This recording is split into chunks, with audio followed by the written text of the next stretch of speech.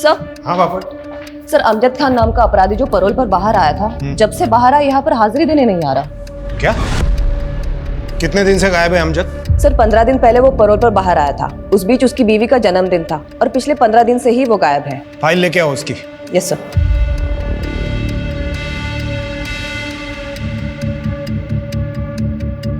Oh my God, ये अमजद एक drug addict है। 10 साल पहले इसने ड्रग्स के नशे में अपने ही 2 बच्चों को गला घोटकर बेरहमी से मार दिया था। उसी की सजा ये जेल में काट रहा है। इसकी पहली बीवी इसको कब का छोड़ के जा चुकी है। जिसके जन्मदिन की बात तुम कर रही हो, ये उसकी दूसरी बीवी है। Right sir. बापट, इस अमजद के बारे में इंफॉर्मेशन इतनी लेट क्यों दी? क्यों लोगों की जान खतरे में डाली? अब तक क्यों कोई एक्शन नहीं लिया? सर, हमने उसके वाइफ तारा के पास एक कांस्टेबल को भेजा है पता करने के लिए कि अमजद खान कहाँ है और सॉरी सर। हेलो, क्या?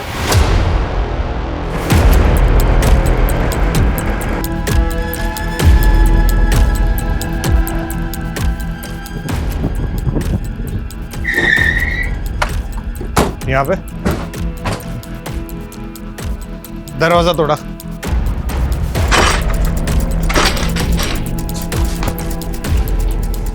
सर्च करो पूरा घर पाटिल, और ये खिड़की खोलो।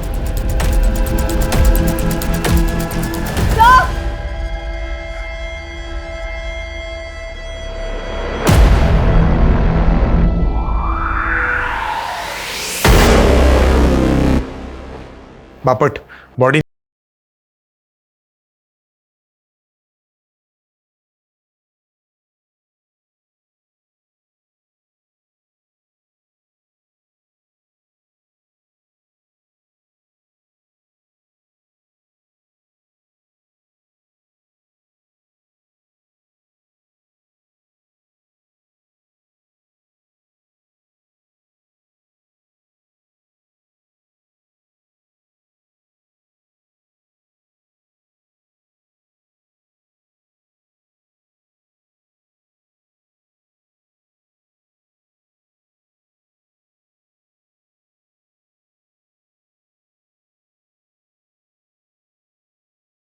Sir, I have a strong doubt कि इस टूल पर चढ़ने के बाद भी इसका हाथ ऊपर तक पहुंचा होगा।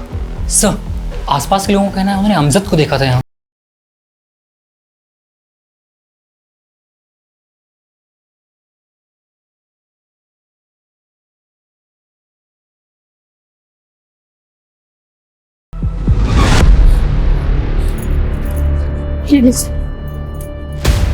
तारा, रुकिए, तारा, रुकिए। कौन है आप? मैं इसकी बहन हूँ। तारा, उठना। तारा, उठ। तारा, उठ। तारा। क्या वजह हो सकती है आपके बहन के आत्महत्या की? ये आत्महत्या नहीं है, मर्डर है। उसने मारा है मेरी तारा को। मैं तारा को कितना समझाती थी कि उस क्रिमिनल से शादी मत कर, लेकिन उसने मेरी एक भी नहीं मानी। और ये सब आखिरी बार कब बात हुई थी आपकी बहन से? तारा, उसने अपने खुद के 2 मासूम बच्चों का कत्ल किया है। तुम्हें वो क्या ही अहमियत देगा? तुम्हें इतनी सी बात समझ नहीं आ रही है कि 2 साल बाद बेल पर बाहर आने पर उसने तुमसे निकाह कर लिया, और इतने सालों में उसने तुम्हें दिया ही क्या है सिवाय तकलीफ के? हर बार आप इसी बात का मुद्दा क्यों बना लेती है? होगा दुनिया के लिए मुजरिम, मेरे लिए वो मेरा शौहर है और मैं उससे बहुत प्यार करती हूँ। इस प्यार के भूत को ना सर से उतार दो। इस 7 साल की शादी में वो सिर्फ 2 महीने तुम्हारा शौहर बन के रहा है। वो सिर्फ कातिल है, कातिल। और इस बात का इंतजार मत करना कि वो एक दिन तुम्हारी भी जान ले ले। वो अभी पैरोल पर बाहर आया है, लेकिन कितना वक्त दिया उसने तुम्हें? दिन रात सिर्फ नशे में धुत रहता है वो।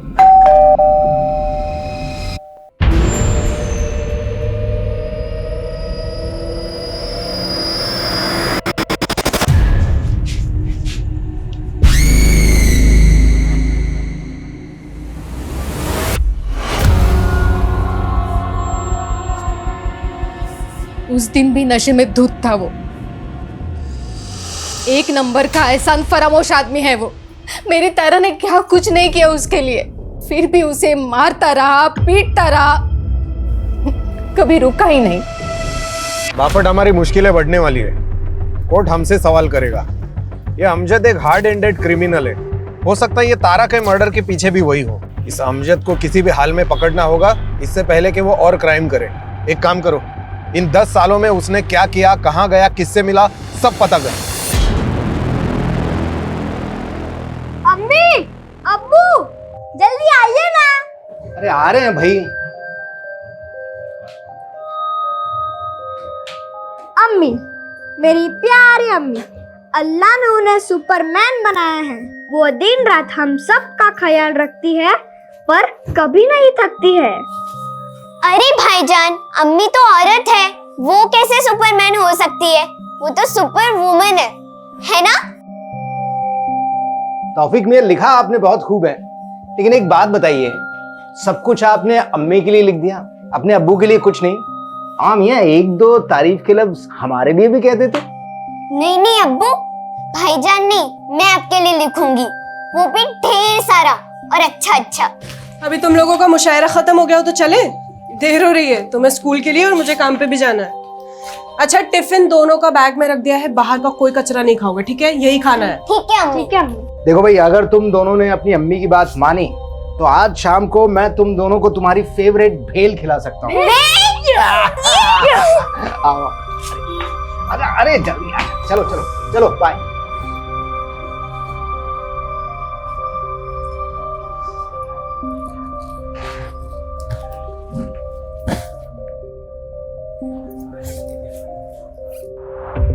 सर, ये तारा की पोस्टमार्टम रिपोर्ट।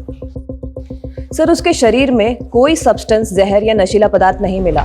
उसकी मौत गले की हड्डी टूटने से ही हुई है, लेकिन उसके गले पर उंगलियों के मार्क्स मिले। और स्टूल की हाइट? सर, स्टूल की हाइट और तारा की हाइट के अकॉर्डिंग फांसी का फंदा लगाकर लटकना नामुमकिन तो नहीं, लेकिन मुश्किल जरूर रहा होगा।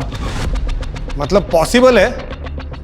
तारा को पहले गला दबाकर मार दिया गया, फिर उसे फांसी पर लटकाकर सुसाइड दिखाने का नाटक किया गया।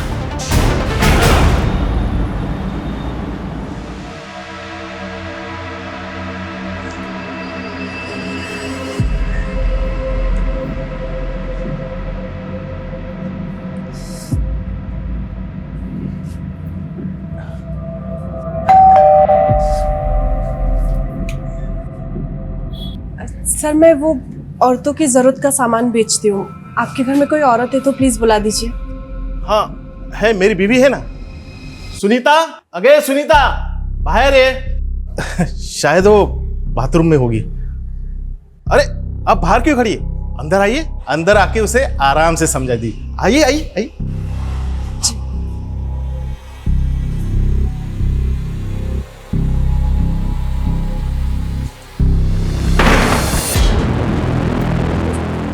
सर, वो आपकी वाइफ को बुला दीजिए। होगी तो आएगी ना।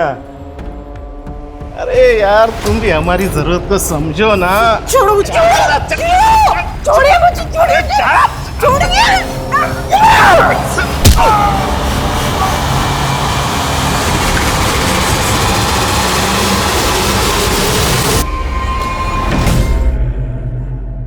ले चाय पी।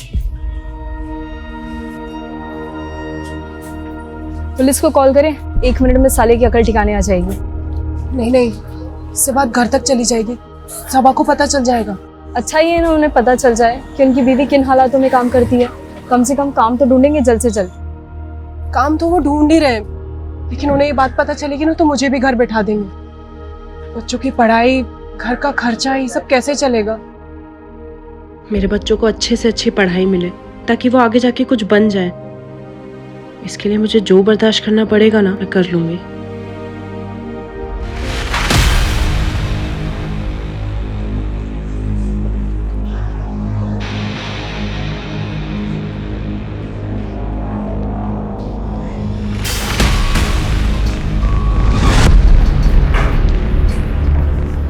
ये पूरी लिस्ट क्रॉस चेक करवाओ। अरे पवार साहब, नमस्कार, बसा ना। सॉरी, आपको इतने शॉर्ट नोटिस पे बुलाया। Thank you so much for coming. ये केस तो मुझे बिल्कुल अभी भी वैसे की वैसे याद है। 10 साल पहले मैं ही माइनर बच्चों के डबल मर्डर केस का इन्वेस्टिगेशन ऑफिसर था। मुझे कॉल आया कि मेरे एरिया में मास मर्डर हुआ है।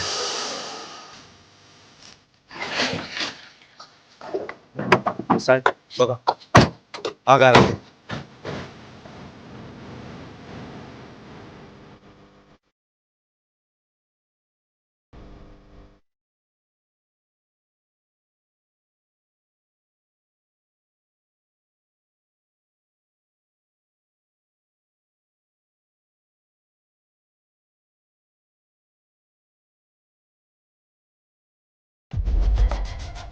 कौन है?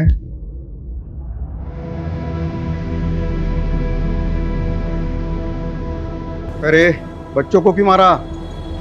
बच्चों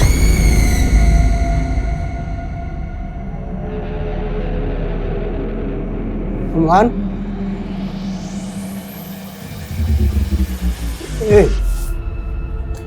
फिजा उठना क्या क्या हुआ इनको? साले अपने ही बच्चों को मारकर उनका मर्डर करके इनोसेंट बनने का नाटक कर रहा है? मैंने ये क्या किया? मैंने अपने दोनों बच्चों को मार दिया। ड्रामेबाज।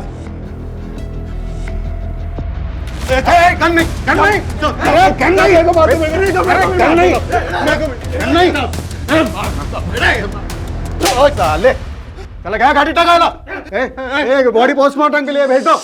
दोनों बच्चों को गला दबाकर मारा गया था। फॉरेंसिक में तो बिल्कुल क्लियर था कि पूरे घर में बच्चे और अमजद के ही फिंगरप्रिंट्स थे और उसके ब्लड में भी बहुत ही हाई लेवल के ड्रग्स थे। जब उसको गिरफ्तार किया तब वो तो नशे में धूत था और जब बच्चों का अंतिम संस्कार हुआ तब वो कस्टडी में था और उसने डिमांड तक नहीं की वहां जाने की। पवार साहब, हमें डाउट है कि तारा का मर्डर भी उसी ने किया है। तारा के गले पर फिंगरप्रिंट्स मिले हैं हमें। प्रॉब्लम यह है कि इतना खतरनाक गुनहगार गायब झालाय और पता नहीं वो आगे जाके क्या करेगा।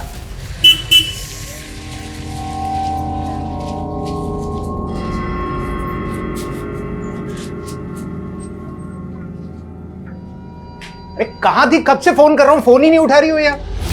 कहाँ थी मतलब? काम पे थी ना। फोन साइलेंट है इसलिए पता नहीं चला। अरे वो तौफीक और रजिया अभी तक स्कूल से घर नहीं लौटे। क्या मतलब? घर नहीं लौटे मतलब क्या?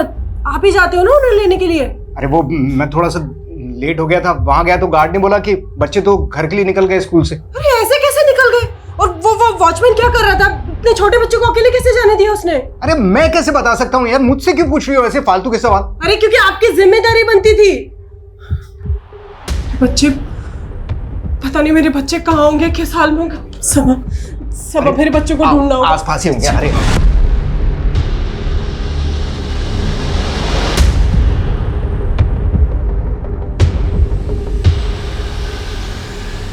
ठीक है सर, मैं फाइल भिजवाता हूँ आप जाए।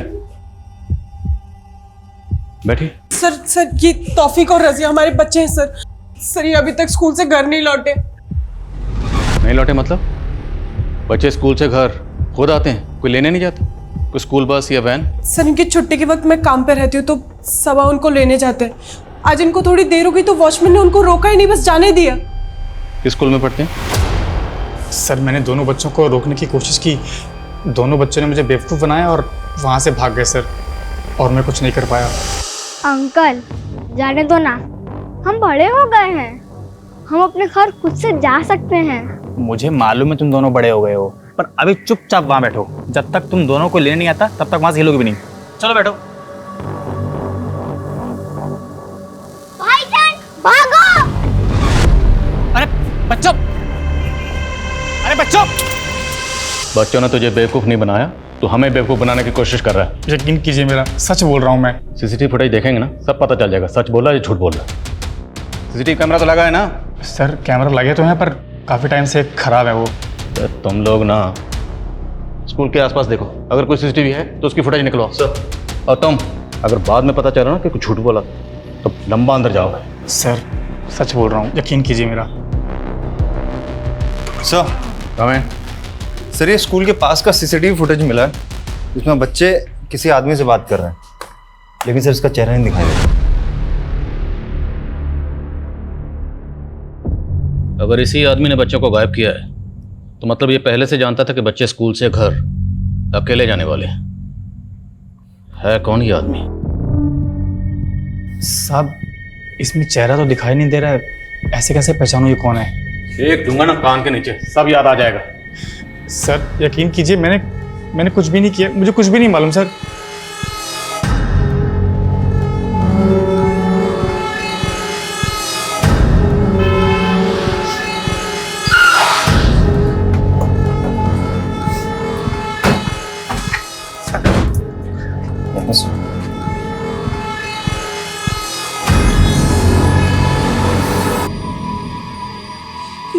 ये कौन है ये आदमी? सुबह ये आदमी कौन है? ये कहाँ लेके जा रहे हैं मेरे बच्चों को? बेफिक्र रहिए, हम जल्द पता लगा लेंगे आदमी कौन है और आपके बच्चों को लेकर कहाँ गया। अरे सब कुछ अकेले करती हूँ मैं, आपका, बच्चों का, घर का, सबका। इतनी जिल्लत बर्दाश्त करके 4 पैसे कमा के लाती हूँ कि गुजारा हो सके हमारा। सबके बदले में आपको सिर्फ एक काम सौंपा था, बच्चों को स्कूल से लेकर आने का। वो भी नहीं कर पाए आप, इतना सा काम नहीं कर पाए आप। पता नहीं मेरे बच्चे कहाँ होंगे, कौन लेके गया होगा। अब हो गई गलती, कैसे ठीक करूं इस गलती को?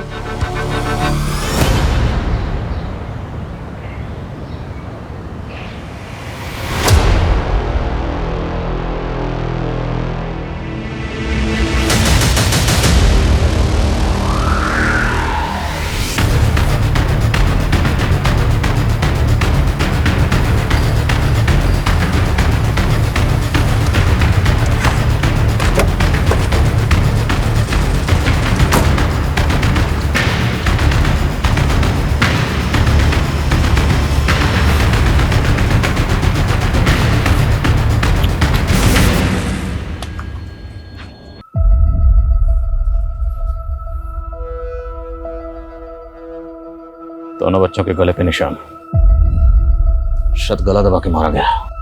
सर बॉडी की स्टिफनेस को देख के लग रहा है मर्डर 4-5 घंटे पहले हो चुका है।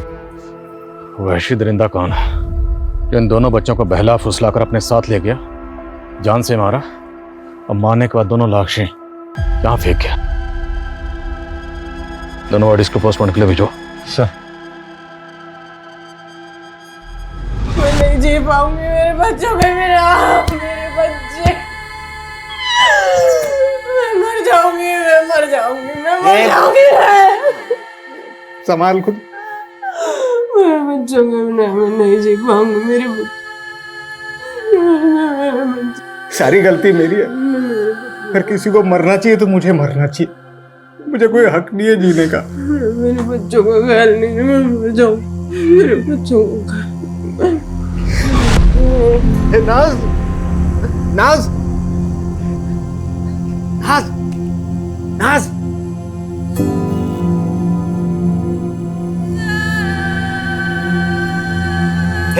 नाज, नाज।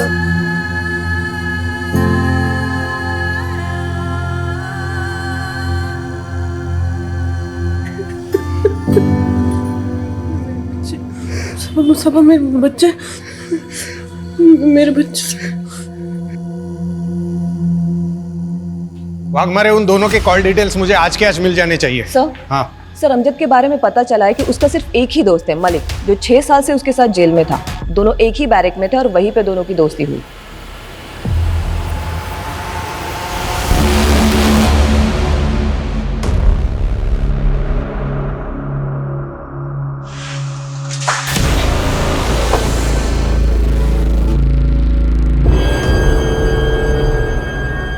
मुझे तो यकीन ही नहीं हो रहा है तारा इस दुनिया में नहीं रही।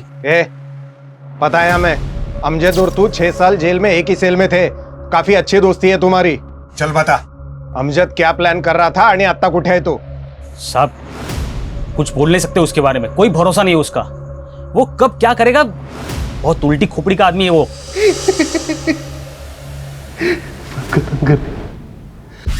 बाकी सब खत्म कर दूंगा, सब तबाह कर दूंगा। अमजद होश में आ। अरे अपने 2 बच्चों को तो मार चुका है और किसको खत्म करेगा, किसको तबाह करेगा तू? और हाँ, मैंने अपने दोनों बच्चों को मार दिया। अब क्या करूं मैं? किसको मारूं? हाँ? खुद को मार दो। अमजद, अमजद क्या कर रहा है अमजद? मलिक, बच्चों की बहुत याद आती है यार। पता नहीं कब और कैसे इतना नशा कर लिया कि अपने बच्चों को ही मार दिया। अब क्या करूं बोल? किसके लिए जीऊं मैं? अमजद मेरे भाई, भूल जा अपने गुजरे हुए कल को। आज मैं जी भाई, आज मैं जी। अरे इतनी प्यारी बीवी मिली है तुझे तारा, जो सब कुछ जानते हुए भी तुझसे इतनी मोहब्बत करती है। अमजद तुझे उसके लिए जीना होगा। हाँ तारा, तारा मुझे प्यार कर, मुझे बहुत प्यार करती हो। मुझे तो यकीन ही नहीं हो रहा कि उसने तारा को मार दिया। मैं जब बेल पे बाहर आ रहा था तो वो मुझसे गिड़गिड़ा के कह रहा था कि मैं जाके तारा से मिलूं, उसका ख्याल रखूं। तो तू मिला था तारा से? हाँ साहब। जी सलाम वालेकुम, मैं मलिक, अमजद का दोस्त। अरे वालेकुम अस्सलाम, जानती हूँ आपको, बहुत सुना है आपके बारे में अमजद से। आइए ना, अंदर आइए। अमजद को बहुत फिक्र रहती है आपकी, बार बार जेल में आप ही का नाम लेता रहता है।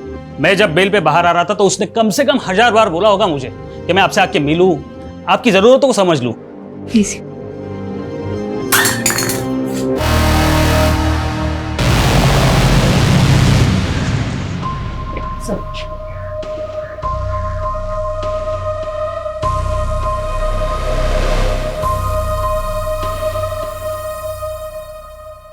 मलिक, ये अमजद जब पैरोल पर बाहर आया था तो दोस्ती का फर्ज निभाने तू मिला भी था ना उसे। झगड़ा हुआ था तुम्हारा, और वो भी उसी रात जिस रात उसने तारा का मर्डर किया था। और मैं पूछ नहीं रहा हूं, बता रहा हूं, इसलिए बिना टाइम वेस्ट किए जो कुछ भी हुआ था बता दे। बोल लौकर।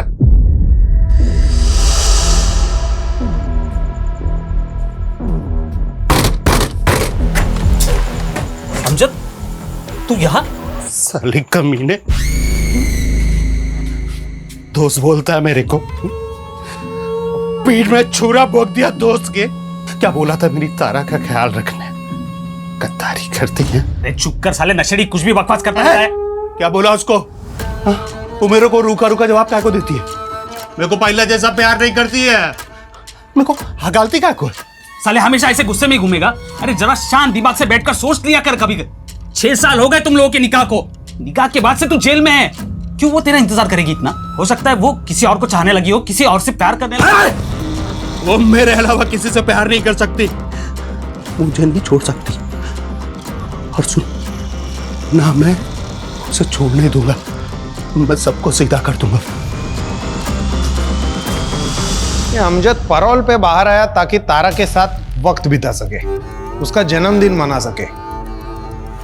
लेकिन बाद में उसको पता चला कि तारा को अब उसमें कोई इंटरेस्ट नहीं है, शायद उसके लाइफ में कोई और आ गया है। इसलिए गुस्से में आकर उसने तारा का गला दबाकर मार दिया और लटका कर सुसाइड दिखाने की कोशिश की और गायब हो गया। लेकिन ये अमजद अब है कहां और क्या करने वाला है कुछ नहीं पता।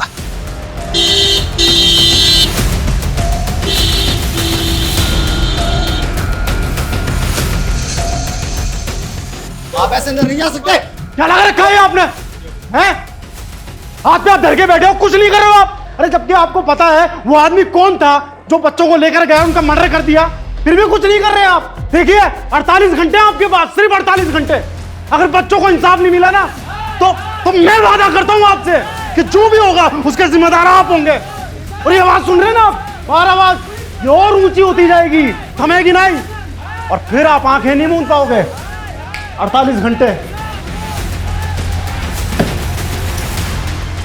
एक तो ये फवाद खान जैसे छुटभैया मोहल्ले के नेताओं ने और दिमाग खराब कर रखा है। अरे ये गली मोहल्ले के नेताओं की फिक्र नहीं है मुझे फिक्र है इस केस की। 2 मासूम बच्चों के मर्डर का केस है। चिंगारी को शोला बनने में वक्त नहीं लगेगा, ज्यादा वक्त नहीं है हमारे पास। स्कूल के आसपास एक एक आदमी से पता करो, किसी ने तो कुछ देखा होगा। सर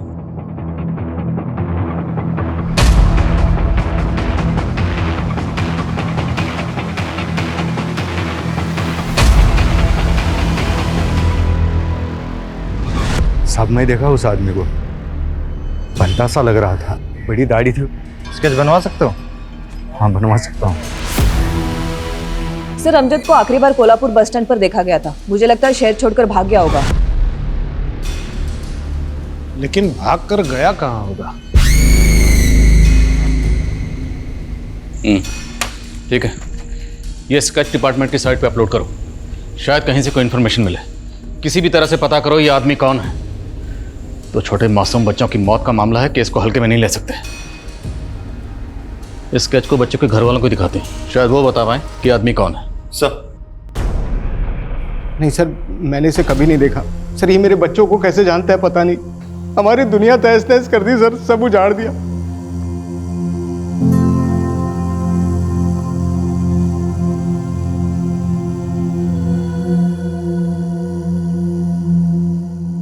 ये लो, ये स्केच मोहल्ले का इंसान के हाथ में होना चाहिए, है ना? सब कुछ अकल याद करा दो इसकी।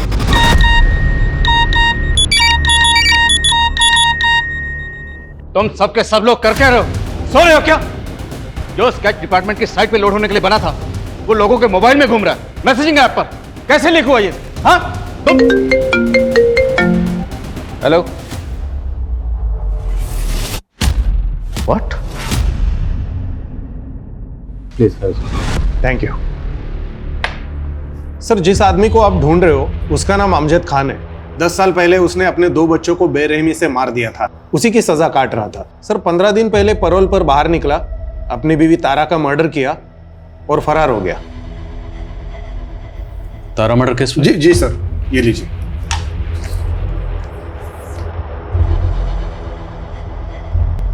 सर ये अमजद खान है और ये तारा उसकी दूसरी बीवी। और सर ये 2 बच्चे जिनको अमजद ने मार दिया था।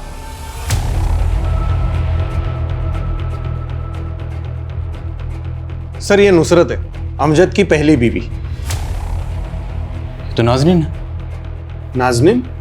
नहीं सर, ये नुसरत है, नुसरत आजमी, अमजद की पहली बीवी। जिन 2 बच्चों के अमजद ने मर्डर किए वो इसी से थे। नो नो नो, जिन 2 बच्चों के मर्डर में हम अमजद को ढूंढ रहे हैं ये उन 2 बच्चों की मां है, नाज़नीन। सर हमारे इन्वेस्टिगेशन में हमें पता चला कि अमजद अपने पहली पत्नी को बहुत मारता पीटता था। उन 2 बच्चों का मर्डर करने से कुछ दिन पहले उसने इसको बहुत मारा पीटा था और घर से बाहर निकाल दिया था, फिर बाद में बच्चों का मर्डर किया। मतलब ये नाज़नीन पहले नुसरत थी, तो सबा से पहले ये अमजद की बीवी थी। सबा मेरे पास अब ज्यादा वक्त नहीं बचा है। मेरे बच्चे मुझे अपने पास बुला रहे। मेरा तौफीक, मेरी रसिया अपनी अम्मी को अपने पास बुला रहे। सबा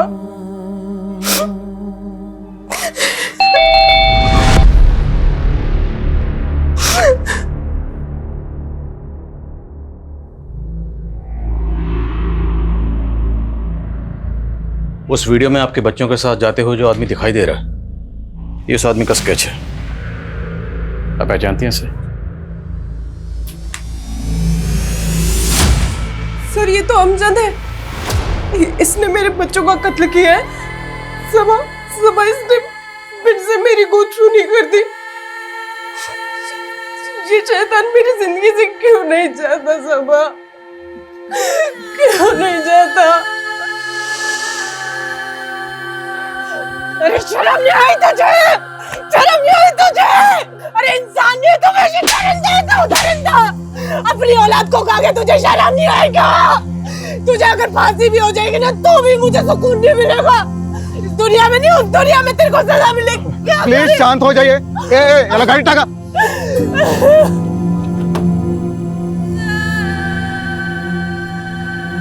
मैं उस इंसान के साये से भी दूर जाना चाहती थी, इसलिए मैंने उस घर से अपने बच्चों की यादें समेटी और वहां से निकल गई।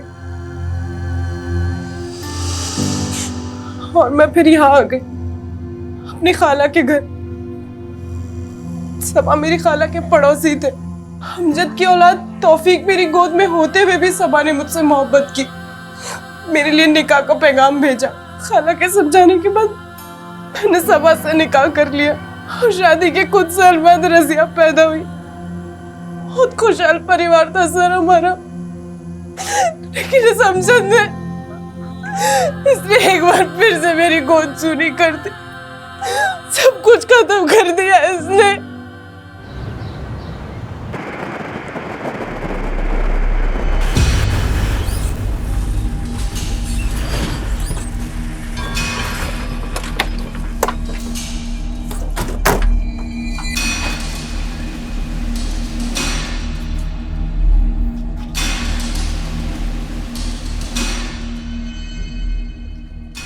सुनिए। जी साहब। इस घर में अमजद रहता था, आप जानती हैं उसे? जी साहब, वो खौफनाक मंजर याद है मुझे। मैं यही थी। कौन है? सर अमजद खान है सर, ये बच्चों का बाप है सर, बहुत बड़ा नशेड़ी है ये। आज भी दहशत होती है उस वक्त को याद करके। दिन रात अपनी पत्नी नुसरत को मारते रहते थे वो। अमजद नहीं। अमजद भाई मत मारिए इसे। गुस्से में उन्हें इस बात का इल्म भी नहीं होता था कि वो बेचारी पेट से थी। कभी कभी तो डर लगता था कि पिटते पिटते कहीं मर ना जाए। मैंने नुसरत को सलाह भी दी थी कि अमजद भाईजान को तुम दिखवाओ। दिखवाओ मतलब कहाँ दिखाओ? उस समय एक पीर का बहुत नाम था। कुछ 8-9 साल पहले इस इलाके में उन्हीं का जादू छाया हुआ था। और ये क्या नई कहानी है? कहानी नहीं है साहब, सच है। सब उसे फरिश्ता कहा करते थे। वो फरिश्ता मर्दों की मुसीबत हल करने के लिए दवा करता था। मेरे शौहर भी उन्हीं के मुरीद थे। मैं भी एक बार अपने शौहर के साथ उस जगह गई थी। साहब, हम अपनी परेशानी एक पर्ची पर लिखकर उस बूढ़े आदमी को देते थे और वो अंदर जाकर फरिश्ते को वो पर्ची देता था। फरिश्ता उस परेशानी का हल जवाब के तौर पर पर्ची पर ही लिख कर देता था, मगर कभी हमारे सामने नहीं आता था। वो बूढ़ा कहाँ है जो पर्ची लिखकर अंदर देता था? वो बूढ़ा साहब वो तो कब का मर चुका है। आप भी तो गई थी ना उस फरिश्ते से मिलने, तो आपने देखा होगा, कुछ तो याद होगा आपको। नहीं साहब। और आपके शौहर, उनको लेकर गई थी ना आप वहाँ पे, उन्होंने देखा होगा, उनको कुछ याद होगा। नामुमकिन है साहब, और अगर मुमकिन है भी तो वो इस हालत में नहीं है कि आपको कुछ बता पाए। हैं कहाँ आपके शौहर? साहब दारू की लत लगी है उन्हें, 24 घंटे नशे में रहते हैं वो। नमस्कार। हेलो, कुछ पूछना है आपसे। 10 साल पहले आप जिस फरिश्ते के यहाँ जाते थे, उसका नाम या शक्ल या कुछ भी याद है? मैं अकेला थोड़ी जाता था, सब लोग जाते थे। तुम भी तो जाते थे उधर। दिमाग खराब है तुम्हारा? ज़्यादा पी लिया क्या? दिमाग भी मेरा ठीक है और याददाश्त भी ठीक है। मैंने बहुत देखा है वो फरिश्ते के वहाँ चक्कर काटते, बहुत देखा है तुम लोगों को मैंने। तुम लोग मतलब वर्दी वाले, पुलिस वाले? सब पुलिस वाले जाते थे उधर, देखा है। नाम क्या है उस पुलिस वाले का? नाम मुझे याद नहीं है। अगर वो आदमी सच बोल रहा है तो मतलब शर्म आनी चाहिए। एक पुलिस वाला एक ढोंगी के यहाँ चक्कर काट रहा था। वो ना खुद सिर्फ उस बात को मान रहा था, बल्कि अंधविश्वास को बढ़ावा भी दे रहा था। गवाह है हमारे पास, चश्मदीद गवाह, जिसने कई बार आपको वो आपके फरिश्ते के यहाँ चक्कर काटते हुए देखा। और हमें यह भी पता है कि अमजद के बच्चों के मर्डर केस की तहकीकात आप ही कर रहे थे। वहाँ जाना, किसी को फॉलो करना, ये कोई क्राइम तो नहीं है? कोई क्राइम नहीं है। लानत, लानत है। लानत समझते हैं? एक पढ़ा लिखा पुलिस वाला अंधविश्वास में यकीन करता है। और दूसरी बात, आपका वो जो फरिश्ता है ना, उसका पूरा कच्चा चिट्ठा हमारे पास है। डिपार्टमेंट के आदमी हो, इसलिए इतनी उम्मीद तो कर सकता हूँ कि कोऑपरेट करोगे। करेंगे ना कोऑपरेट? सुनिए, पहले पूरी बात सुनिए। अमजद के बच्चों की तहकीकात करते वक्त कहीं वो उस फरिश्ते की श्रद्धा तो आड़े में नहीं आ रही थी ना आपके? ये बघा तावड़े साहब, मैं एक जिम्मेदार और बेदाग ऑफिसर हूँ और मैंने वही रिपोर्ट किया जो मैंने क्राइम सीन पर देखा। और मेरी जगह पर और कोई भी ऑफिसर होता तो वो भी वही कंक्लूड करता। लेकिन असली कंक्लूजन अभी बाकी है और वो हम निकालेंगे।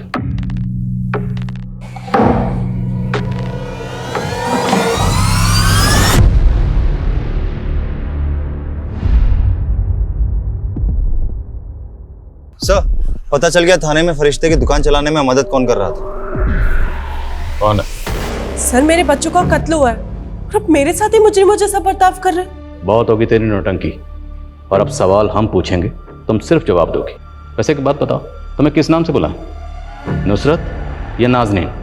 अमजद की बीवी या सबा की बीवी?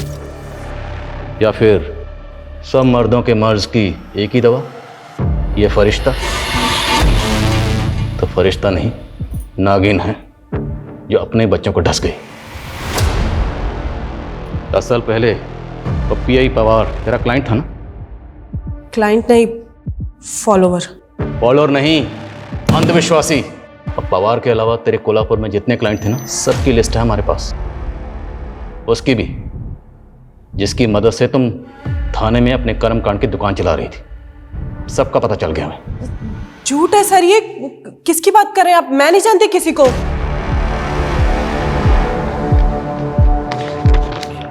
ये तेरा आशिक, जिससे तुम दिन में 10 बार बात करती थी, बार बार लगातार, जिसके साथ तेरा अफेयर था। ये तेरा आशिक फवाद, जिससे तुम दिन में 10 बार बात करती थी, बार बार लगातार, जिसके साथ तेरा अफेयर था। 10 साल पहले तुमने अपने और अमजद के बच्चों का कत्ल किया और पीआई पवार के साथ मिलकर अमजद को ही फंसा दिया। और फिर कुछ दिन पहले यहाँ आकर अमजद के बेटे तौफीक और सबा की बेटी रजिया का कत्ल किया और एक बार फिर से अमजद को फंसा दिया, क्योंकि तुम जानती थी अमजद जमानत पर बाहर आया है, उस पर पहले ही अपने बच्चों के मर्डर का केस चल रहा है, तो इस बार भी पुलिस का शक उसी पे जाएगा, जबकि मर्डर किया तुमने। बोल, क्यों खा गई बच्चों को? मैं अपनी ताकत बढ़ाना चाहती थी। 10 साल पहले मैंने ख्वाब देखा था कि अगर मैं अपने बच्चों की कुर्बानी दे दूंगी तो मेरी पावर बढ़ जाएगी, लेकिन मैं जेल नहीं जा सकती थी, तो मैंने अमजद का इस्तेमाल किया। अमजद बच्चों के कत्ल के जुर्म में जेल गया और मैं कोल्हापुर से थाने आ गई। तौफीक और रजिया, उनको भी पावर बढ़ाने के लिए मारा? मैं कोल्हापुर की तरह थाने में भी लोगों की मदद करना चाहती थी फरिश्ता बनकर, पर ये मैं अकेले नहीं कर सकती थी, मुझे किसी की ज़रूरत थी। फिर एक दिन मुझे फवाद मिला। हमारे पास तेरे खिलाफ बहुत सारे सबूत हैं। तेरी कार भी उसी एरिया में मिली जहाँ बच्चों का मर्डर हुआ, उनकी बॉडी मिली। तो चल अब सच सच बता, तौफीक और रजिया को क्यों मारा? मैं नाज़नीन से प्यार करता था। 10 साल पहले जब मैं उसके पास अपनी मुश्किलों का हल मांगने गया था, तब तुमने कुछ गलत काम किए हैं जो तुम्हें कामयाब नहीं होने दे रही। सलाम चाचा। सलाम। रुको रुको, अरे उनके बताए उपाय से काम हुआ मेरा। रिश्ते का हाथ चूमकर शुक्रिया अदा करूंगा, बस कुछ नहीं। चाचा जाने कर दूंगा, जाने दीजिए। ऐसी ज़हनी और करिश्माई औरत मुझे ज़िंदगी में नहीं दिखी, पर एक दिन पता चला वो कहीं चली गई। फिर कुछ समय बाद वो मुझे यहाँ थाने में मिली। मैं उसे खोना नहीं चाहता था, इसलिए मैंने उसे अपने प्यार के बारे में बताया और फिर हमारा अफेयर शुरू हो गया। फवाद, मैंने फिर से वो ख्वाब देखा है, बच्चों की कुर्बानी देनी होगी, उससे मेरी ताकत में इजाफा होगा। लेकिन उसके बाद हम निकाह कर लेंगे। मैं तुमसे और दूर नहीं रह सकता। मुझे पता था अमजद परोल पे बाहर आया, उसकी बीवी ने खुदकुशी कर लिया। मैं जानती थी वो मुझे मिलने और अपनी औलाद तौफीक को देखने ज़रूर आएगा। वो जब मैं जेल गया था तो तुम पेट से थी ना? क्या हुआ था बता ना। बेटा हुआ था। कहाँ है? मेरा एक बार। ठीक है, बच्चे अभी स्कूल गए, 12:30 बजे छूटेंगे। फवाद, जिस मौके की हमें तलाश थी वो मौका खुद चल के हमारे पास आ गया। सबा हमेशा बच्चों को लेने देरी से पहुंचता था और बच्चे स्कूल से निकल गए और मेरी तरकीब काम कर गई। तौफीक बेटा, मैं अमजद हूँ, तुम्हारी अम्मी का दोस्त। ये चॉकलेट ले लो। नहीं, हमें कुछ नहीं चाहिए। थोड़ी दूर पर हमारे अब्बा हमें मिल जाएंगे, आप जाइए।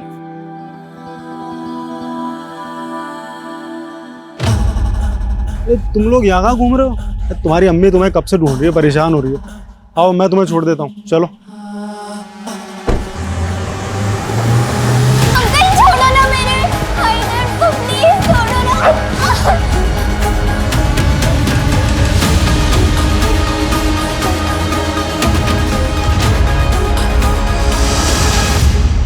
कैसी माँ है तू? दरअसल तुझे माँ कहना माँ लफ्ज की तौहीन है। अपने ही 4 बच्चों को खा गई और जरा अफसोस नहीं, और फंसाया भी किसको? बच्चों के बाप को। तुझे जहन्नुम में भी जगह नहीं मिलेगी। हमें अमजद को जल्द से जल्द ढूंढना होगा। उसकी ज़हनी हालत ठीक नहीं है। इससे पहले कि वो खुद को नुकसान पहुंचाए, उसे ढूंढना होगा और इस केस को रीओपन करना होगा ताकि उसको इंसाफ मिल सके। सर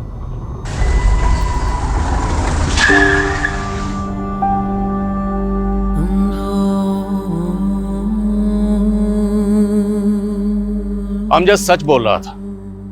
उसने गुस्से में तारा की गर्दन पकड़ी जरूर थी, पर उसने तारा को मारा नहीं था। तारा ने खुदकुशी की थी। एक अंधविश्वासी औरत ने अमजद जैसे बेगुनाह इंसान को एक बार नहीं बल्कि 2 बार झूठे जुर्म में फंसाने की कोशिश की। हालांकि पहली बार सच को सामने आने में इतना ज्यादा वक्त लग गया जिसके चलते अमजद की जहनी हालत पूरी तरह से बिगड़ चुकी। पर अब केस रीओपन हुआ और हम पूरी कोशिश करेंगे कि अमजद को इंसाफ मिले। इस स्पेशल सीरीज में हम ऐसी ही कई और हैरत अंगेज और दिल दहला देने वाली कहानियां लेकर आते रहेंगे जो कल्पना से भयानक सच और सबक दोनों हमारे सामने रखेंगे। जय हिंद।